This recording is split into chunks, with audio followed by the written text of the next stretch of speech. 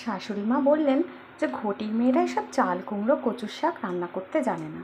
আমি তখন বললাম, কেন মা, আপনাকে আমি করে খাওয়াচ্ছি, দেখুন তো পারি কি না। বলে এক এক করে সমস্ত কিছু রেডি করে ফেললাম।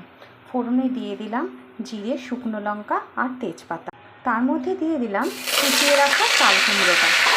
তারপরে উনুনে দিয়ে একটু নাড়ানাড়ি করে তার সঙ্গে মিশিয়ে দিলাম পরিমাণ মতো নুন, হলুদ গুঁড়ো।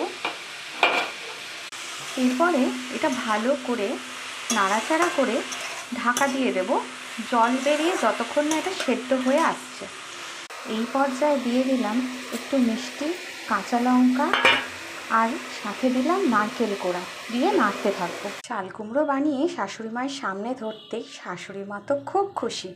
আর আপনারা চ্যানেলটা লাইক, শেয়ার অ্যান্ড সাবস্ক্রাইব করে দেবেন।